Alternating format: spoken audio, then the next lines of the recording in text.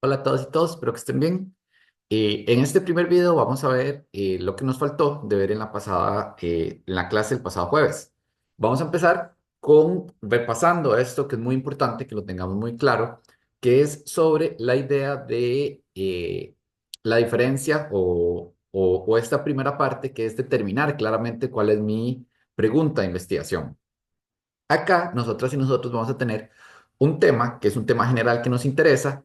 De ese tema general vamos a pensar, el tema general tiene que estar muy ligado a la idea de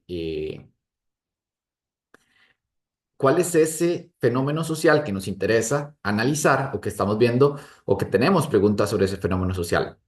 Para eso después vamos a ir al objeto, que el objeto es lo que vamos a ir a medir o vamos a ir a contrastar a la realidad empírica y de ese objeto vamos a formular un problema. Entonces, vamos a estar en esta lógica entre objeto y problema, en donde el problema es lo que queremos ver del objeto, pero el objeto nos va a alimentar el problema. Por eso siempre hay como esa retroalimentación entre objeto y problema que va a ser siempre. Una vez que ya tenemos más delimitado ese objeto, que ya tenemos más claro ese problema, podemos formular una pregunta. Recordar que acá que estamos pensando en investigación cuantitativa, siempre vamos a tener esta idea de que el objeto, el problema y la pregunta van a estar en formato de variables. Entonces, mi mi propio tema de tesis, que se los mencionaba un poco en la clase. Mi tema son apoyo a la democracia. Mi objeto como tal son actitudes democráticas de la ciudadanía. Eso es lo que yo voy a ir a ver en la empiria. Y esa, al final de cuentas, va a ser mi variable o mis variables. Luego, yo tengo un problema. ¿Cuál es ese problema que yo estoy viendo? El problema que yo estoy viendo es que las personas tienen actitudes democráticas o percepciones democráticas, mejor dicho, para precisar un poco más, percepciones sobre objetos democráticos o sobre dimensiones de la democracia que son muy distintos unos de otros. Si bien es cierto, la mayoría de personas casi que en toda Latinoamérica o en la mayor parte de países de América Latina dicen que prefieren la democracia, es decir, tienen una actitud positiva hacia la democracia como un ideal en general. Si preguntamos por dimensiones específicas de la democracia, ya eso va a empezar a cambiar un poco. Entonces, ese es el problema que yo estoy viendo. Es un problema empírico que yo estoy viendo y vean que yo desde el inicio lo estoy pensando en formato de variables. ¿Cuál es la variable? Una, eh, una actitud, una percepción de las personas hacia objetos de la democracia. Y de ahí paso, una vez que ya delimité un poco mejor esto, paso al problema, a la pregunta, perdón. ¿Cuál es la pregunta que yo voy a ver? La pregunta que yo voy a ver y que estoy viendo y que estoy trabajando es qué factores identitarios de identidades políticas e ideológicos explican que las personas tengan variaciones en el apoyo a la democracia o cambios no, sí, variaciones en el apoyo a la democracia o diferencias, mejor dicho, diferencias, mi pregunta es diferencias en el apoyo a la democracia. Entonces, ven, defino un tema, de ese tema, del gran tema que tengo, elijo un objeto, de ese objeto veo un problema y de ese problema formulo una pregunta. Esa siempre va a ser la lógica. De un mismo tema yo puedo tener muchos objetos de investigación, de un objeto de investigación puedo tener muchos problemas, pero siempre tenemos que ir como acotando. El objeto ya es una materialización, por así decirlo, del tema, ya mucho más específico, lo cual veo un problema y de ahí saco una pregunta. Vamos a pasar acá y es pensar en el problema. Entonces, ya definimos un objeto de investigación. Piensen siempre en ese objeto de investigación, que es lo que ustedes quieren hacer.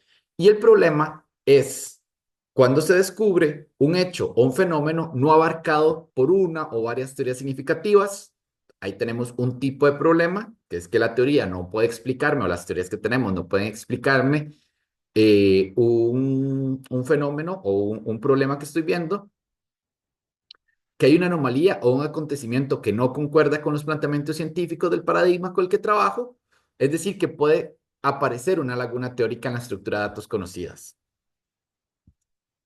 En realidad, plantear el problema no es sino afinar y estructurar de modo formal la idea de investigación. Entonces, pasar del tema a la idea de investigación, lo que hacemos al crear el problema es formalizar, tener mucho más claro. Esto a veces es muy inmediato, muy claro, muy natural. pasar de una idea de investigación a un problema de investigación, en otros momentos toma mucho tiempo, mucho ir y venir. Eso es muy normal y no está mal que eso pase. Puede pasar mucho, e incluso que pase, que hagamos eso. Depende de qué tan familiarizados estemos con el tema a tratar, la complejidad del objeto de investigación, la existencia o no de antecedentes, etcétera. Por ejemplo, si es algo que ya está muy investigado, puede ser muy fácil ver esa laguna de conocimiento. Si es un tema que no tiene antecedentes, puede ser más difícil poder llegar y afinar o descubrir algún tipo de problema o de afinar ese problema sin que quede muy general. Lo ideal es que el problema y después la pregunta sean lo más acotadas posibles y sean lo más específicas posibles. En un problema cuantitativo, tenemos que pensar en esto. Lo primero es que implica afinar las ideas, todas las ideas que tenemos. eh, las tenemos que afinar. Es útil para evaluar, comparar, interpretar, establecer precedentes, ver la posibilidad de causalidad, de implicaciones, etcétera. Entonces, por ahí tenemos que ir pensando siempre en lo que queremos hacer. Puede dirigirse a explorar, describir, relacionar y o explicar un poco lo que hablamos ayer de esas diferentes etapas. Podemos solo explorar, describir, relacionar, hacer relacional o lo que se conoce como investigación correlacional.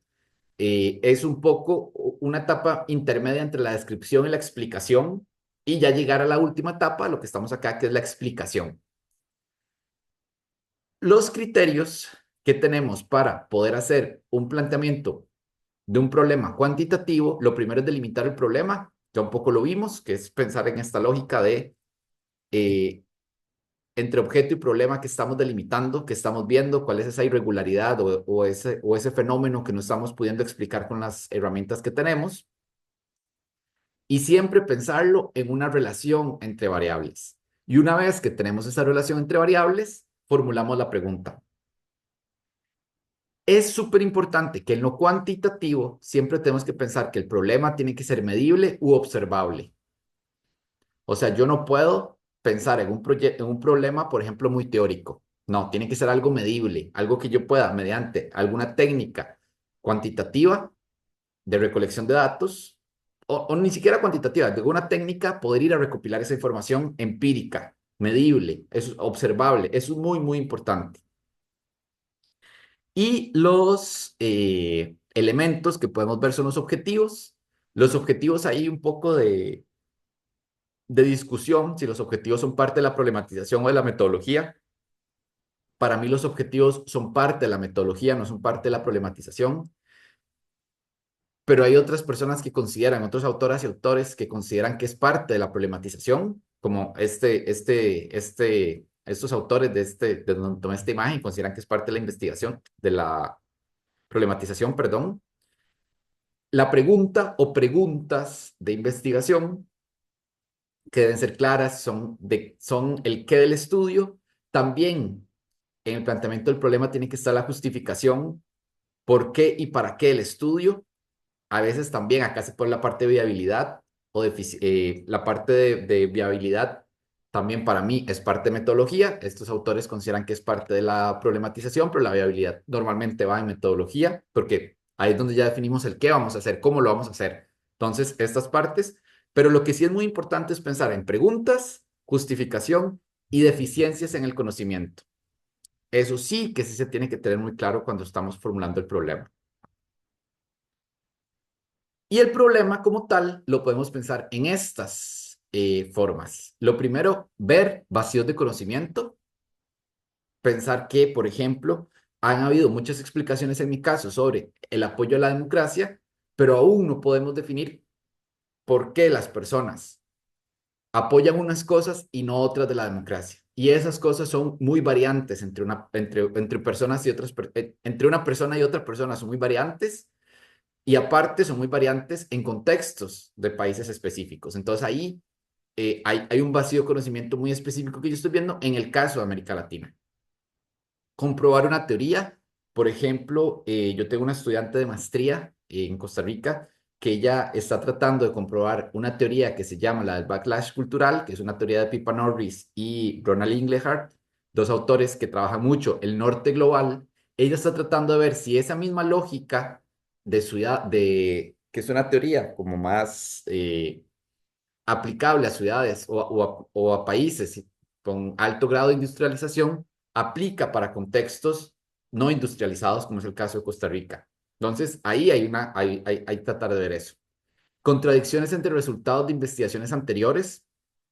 También puede ser que hay una investigación que me dice una cosa, otra investigación dice otra cosa, entonces yo quiero ver cuál de las dos en un contexto determinado me funciona. Discusiones empíricas, acá en discusiones empíricas podemos tener muchísimo más o una lógica un poco más de investigación inductiva, comprobar hipótesis causales, eso es meramente deductivo, o explicar un hecho social. Vemos un hecho social, también un poco más inductivo, vemos un hecho social y queremos tratar de explicar, sí, explicarlo, ver cómo se comporta ese hecho social y vamos a la teoría para ver qué nos puede decir de este hecho social que estamos viendo. Esos son los principales tipos de problemas que podemos ver. Pueden haber otros, pero normalmente son estos los que trabajamos mayoritariamente. En el problema se espera que las personas expresen una relación entre dos o más conceptos o variables, que pueden ser características o atributos de personas, fenómenos, organismos, materiales, eventos, hechos, sistemas, que puedan ser medidos con puntuaciones numéricas. Eso, las puntuaciones numéricas acá es vital. Sí o sí tenemos que hacerlo. El problema de estar formulado como una pregunta, claramente y sin ambigüedades. ¿Qué efecto? ¿En qué condiciones? ¿Cuál es la probabilidad? ¿Cómo se relaciona esta con esta? ¿De qué forma los factores ideológicos perdón, de identidad política e ideológicos explican los cambios o las diferencias en el apoyo a la democracia, que es lo que yo estoy trabajando? Ven, la pregunta tiene que ser muy clara y muy específica. Y ese planteamiento debe implicar la posibilidad de realizar una prueba empírica. Es decir, tenemos que asegurarnos la factibilidad de poder observarse en la realidad objetiva. Por ejemplo, este ejemplo es un poco clásico de cuando se dice que queremos medir, estudiar cuán sublime es el alma de los adolescentes. Ahí podríamos pensar que la sublimidad del alma es una variable, sin embargo no es una variable medible. Podría medirse porque, a ver, teóricamente es imposible medir lo que es lo sublime, lo que es el alma, no son observables. Es un caso extremo, pero es recordar eso. Si yo logro decir que lo sublime del alma lo voy a operacionalizar de esta forma, así, así, se podría hacer, pero es básicamente imposible hacerlo. O sea, habría que tener una construcción teórica muy sólida que me permita operacionalizar a un nivel de abstracción mínimo esos dos conceptos, pero que creo que podríamos estar de acuerdo que es prácticamente imposible hacerlo. A veces se dice que no necesariamente debe ser una pregunta, pero en ocasiones es mejor tener una pregunta porque sirve para orientar el estudio de la mejor forma. En las investigaciones positivistas es casi obligatorio que sea una pregunta, en otros enfoques como el constructivista, el interpretativista o el humanista no es necesario. Hay que pensar que el problema tiene que ser claro y alcanzable. No se puede definir un problema imposible de resolver según los recursos con los que contamos. O sea, yo quisiera proponer una encuesta a nivel mundial que aborde el tema de la democracia. No puedo, no tengo los recursos ni el tiempo para hacerlo. Debe ser acotada en tiempo y espacio. Ya dijimos que pueden ser descriptivos, explicativos o aplicados. Y debe estar delimitado en tiempo y espacio. Puede ser transversal, es decir, una única medición en un momento de tiempo o longitudinal que voy a tomar a un mismo grupo de personas, de instituciones, etcétera, y hacer mediciones durante cierto tiempo en diferentes momentos de tiempo. Eso es lo que se conoce como estudio longitudinal. Eh, Acá hay algo que se me ha olvidado y es que también no es tan común en la academia, pero sí en práctica más profesional, que hayan estudios evaluativos. Evaluar el impacto de una política pública, evaluar ciertas cosas, un programa dentro de una institución, ese tipo de cosas, también son investigaciones cuantitativas. Queremos ver variables, pero normalmente la evaluación se considera un poco más causal. Entonces, al final de cuentas, podríamos decir que la investigación evaluativa es parte explicativa. Pero hay otras personas, otras autoras y autores que lo separan. La investigación evaluativa es diferente. Entonces, cuando se habla de investigación aplicada, pueden ser aplicados, es un poco esa lógica de evaluativa. Para la construcción del problema, vamos a tener estas tres, tres partes. La revisión de literatura es lo primero, luego la formulación del problema de investigación y por último, propuesta y objetivos de investigación, que como les dije, eso lo vamos a dejar para efectos de este curso cuando veamos metodología. Ahorita nos vamos a centrar un poco en la revisión de literatura, que es lo que vamos a hacer o lo que vamos a abordar en el siguiente video.